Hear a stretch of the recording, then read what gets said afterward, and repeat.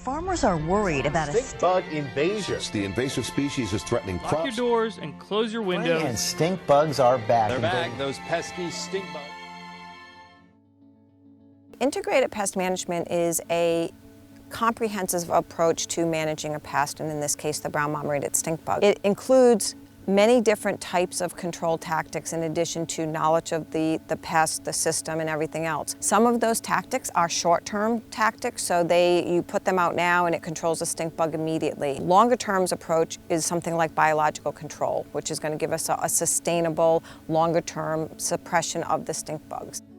IPM biological control, we rely exclusively on these practices. If the brown marmorated stink bug continues without an effective control, for organic farmers, it could be quite devastating. There are certain crops that we simply wouldn't be able to provide. If we can't cover it physically, we can't eliminate the damage from the stink bug. So, for some growers that we know, it would simply put them out of business. For us, it would certainly mean that we would have to eliminate a variety of crops because the damage would be too extreme. I'm a research entomologist with the USDA Agricultural Research Service, and I work at the Beneficial Insect Introduction Research Unit in Newark, Delaware.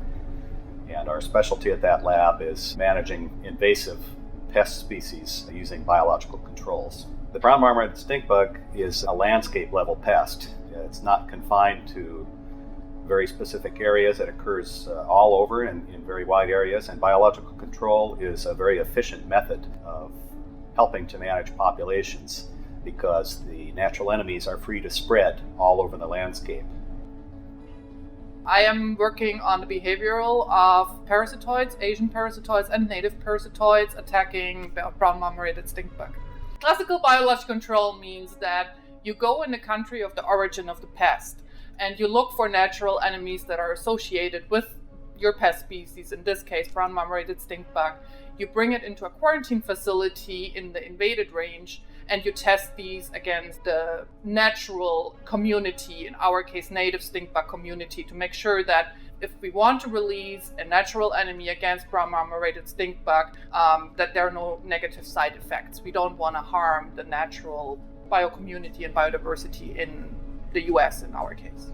The hope is that we find a natural enemy that can control and balance the population of the brown marmorated stink bug, so pesticide use can be reduced and we restore the natural balance. Integrated pest management works best when it takes the best of a variety of different methods and combines them in an efficient manner.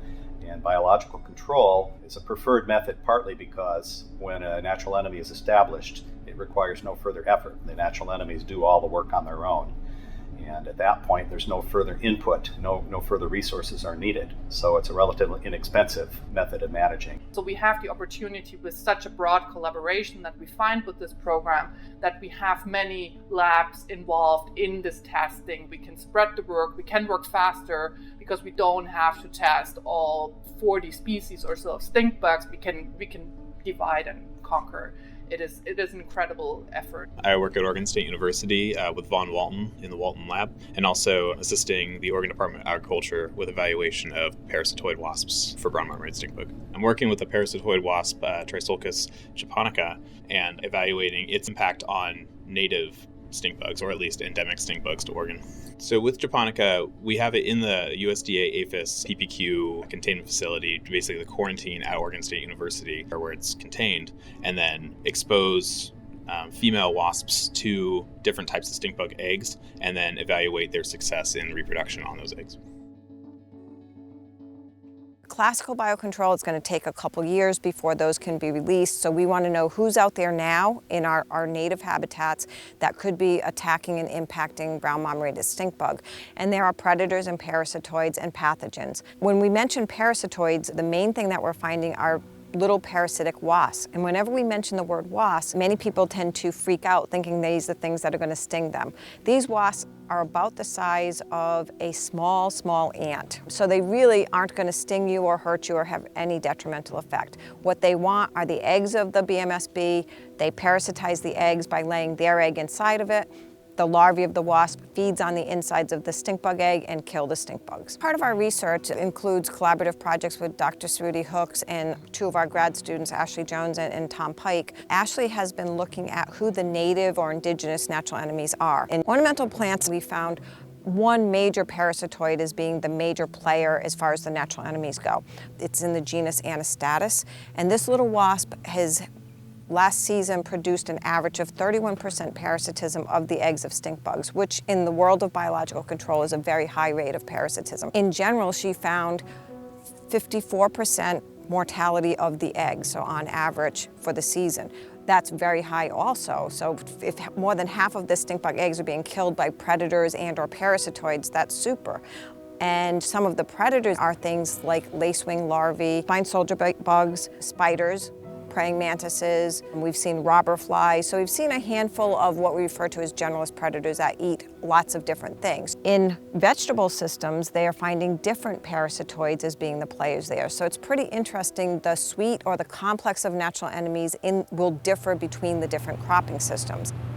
And my research with respect to the brown marmorated stink bug is trying to determine the species composition of both predators as well as parasitoids. Some of the predators we have seen is one that it tends to be my favorite is Geocaris punctidis.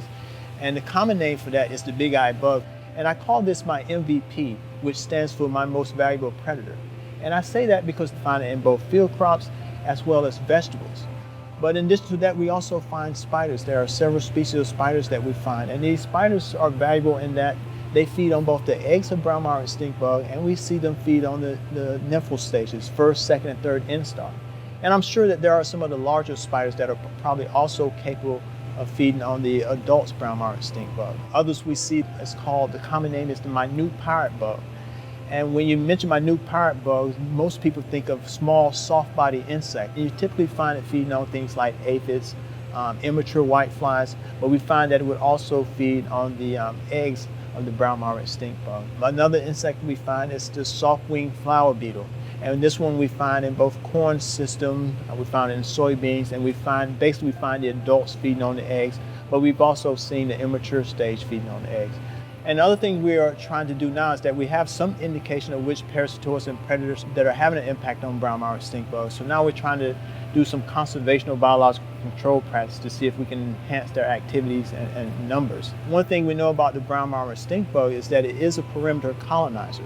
So it tends to colonize the perimeter of the plant. So the idea is if we can establish these plants along the borders of these fields, then these parasitoids will have a food source, and then once they get that food source, they only have a few steps to move into the field to find the location of where the brown marmorated stink bugs are laying their eggs, which is generally around the perimeter of the field. So what we're trying to do is see how we can manipulate the habitat. In other words, adding different plants that we think that would be beneficial to some of the natural enemies out there that will increase their number, increase their activity density, to make them more effective, to make them live longer, to make them be able to attack more brown marmorated stink bug pests. And that's some of the work my graduate students are looking at. They're looking at different flowers, and we have some information to show that these plants have the potential to increase the effectiveness of some of the natural enemies that we have found through surveys that are attacking the brown marmorated stink bug. My project involves using marigold as a border plant with soybean, and the specific variety of marigold that we're using is this kind right here. It's single golden. It's got one flower, unlike the marigolds that we have available commercially that may be double flower and look like almost a ruffled pillow. This single flower allows the parasitoid wasps that are natural predators of stink bug eggs to feed on the flower. And what we're doing here is basically placing strips of these flowers alongside a soybean field, and as the stink bugs move into the field, their first host is going to be the plants around the perimeter. And what they're going to find is that the flowering plants that are attracting their predators are found on that same perimeter. And those parasitoids should move over and lay eggs inside the stink bug eggs. So we're hoping that this marigold border will help reduce the amount of stink bugs that we find in soybean fields and possibly even affect yields by decreasing the amount of soybean pods that are damaged. The purple tansy as an insectary crop is planted alongside the cash crop, which is in this case the field corn. This attracts the parasitoids, the natural predators of the stink bugs. So in some cases, there have been shown to have these insectary flowers that work really great at attracting the predators and the parasitoids of the stink bugs, but they stay in the border crops, in these flowers, and they don't actually enter into the field where they can attack the stink bugs, which is what we want. So instead, they act as a sink. The purple tansy isn't acting as a sink. The parasitoids and the predators do transition. They're able to attack the stink bug eggs in the field. I'm a research associate professor here at Penn State Entomology. I've worked in tree fruit for about 25 years now. There's 3 types of biological control. The one I try to work with mostly is conservation biocontrol. Take the native predators and parasitoids and see if they'll adapt. There's about 20-some native parasitoids that attack our native stink bugs. And as you can tell from these videos, they're very, very small. The average stink bug egg mass is around 28 to 29 eggs. And sometimes they're completely parasitized, and sometimes it may only be 1 or 2. But not very many of them, or very large numbers, are they moving over toward the eggs of the brown marmorated stink bug yet. Generally, the lag for the parasitoids, because they're so closely associated with the host, could be 5 to 10 years or maybe even decades. So probably the Korean, Chinese introduction, if it makes it through the lab, is our best hope there. But eventually, I think we'll see some of these switching over to it. But the predators, because they're just looking as another food source, they quickly adapt to it. And we found this one in particular here, which also attacks squash bug in our area. It's important to have multiple hosts because you can build up large numbers and then attack when the populations get out of control. I'm finding up to 20% of our brown marmorated stink bug have these eggs on their backs or their bellies. These little flies and wasps have to go to a flower source to get nectar to be able to lay eggs. So we're finding as we plant flowers around orchards for bees, this also has benefits in controlling brown marmorated stink bug, because the wasp and the fly predators go to there, get their nectar meal, and then go out and find the stink bugs. The one that's been the most useful has been a rather large wasp that we call the sand wasp. Here's one in a vial right here. We dug up 40 nests over 3 states, and they dig about 6 inches down into the ground. They sting these stink bugs, paralyze them, and then bury them underground. And we found that 96% plus of all the stink bugs they're attacking now are actually brown marmorated stink bug. It's really nice and gruesome for the growers because they come out and little maggots. These stink bugs are still alive, so they get a measure of revenge because these things kind of do like the aliens in the movies and eat them from the outside in. And one of these wasps can collect up to 50 stink bugs in its lifetime to lay the eggs on there. There's also another one that we think has more benefits. This is one in the similar, it's the same family, similar species. We don't know nearly as much about it. So this is one that we have found collecting brown marmorated stink bug. It's very common around apple orchards. And it comes to these flowers that we plant around apple orchards for bees. And they seem to be very common in this region. So I think we're seeing some declines in some areas just from the general predators, at least the slowing down of the big explosion we had back in 2010. Another approach that we use is something called formulation biological control. In this situation, we're identifying insect-killing pathogens, trying to figure out which strains are most viable for killing BMSB, and then we will put those into a formulation, and they can be applied to your plants just like a pesticide. So when you have pathogens affecting the stink bugs, what they do is the spores, you spray the plant, the stink bug crawls onto the plant, it picks up those spores, the fungal spores, the spores germinate and penetrate the body of the stink bug, and it goes inside the stink bug body, it develops, it spreads, and then it emerges out of the body and it sporulates. So you'll see these little green powdery substance on the outside of the stink bug, and those are the spores that will then disperse into the environment and hopefully attack other stink bug species. When we think about IPM, integrated pest management, you think about a toolbox, and in a toolbox you have a number of different tools. There's cultural management, there's chemicals, and then there's biocontrols. At this particular stage, we probably can't see that biocontrol is the only answer. It may not be always compatible with some of the chemical technology that is out there, especially if some people are using some of the older and harsher chemicals that can be detrimental to these natural enemies. But certainly if people are using some of the softer sprays, I think biological control can be integrated. So I think what biological control does is it integrates very well. So we have an exotic pest, There are people working on pesticides to put that immediate control down, but ultimately we're going to get the biological control up and running, having a stronger impact on suppressing stink bugs, and that will ultimately reduce the need for the pesticides and some of these other tactics that are being applied in the short term. Now, part of the reason we want to do that is because pesticides can have what we refer to as non-target effects. And this includes knocking out natural enemies from the system. So if you start to spray your nurseries more regularly with pesticides that not only kill the stink bug but other potential good bugs, what happens is you end up with what we call secondary pest outbreaks. So natural enemies that were controlling these pests before have been killed by the stink bug controls, and then these other insects become pests also. So we end up having kind of this vicious circle where we have to keep applying more pesticides to control the additional pests. Right now the growers are spraying a lot more than they used to. We don't want a lot of residues on the fruit, especially from pesticides that EPA was trying to get rid of under the Food Quality Protection Act. A lot of those products that we're using right now have a very limited life. They're scheduled to be regulated out of existence soon. And I don't think we're going to keep them around just for brown marmorated stink bug. Some of the other pesticides that are being used, pyrethroids, we have never recommended in Penn State. The pyrethroids cause more problems than they solve.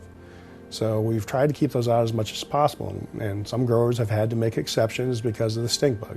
I'm from a farm, my dad's a farmer, you got to do what you got to do to stay in business. But the long-term outlook is not being able to spray all the time for this pest. And I think once we get the biological control out there, we'll actually have to spray less and less. Right now we're probably wasting half our sprays because we don't have a really good way of knowing when they're coming into the orchard.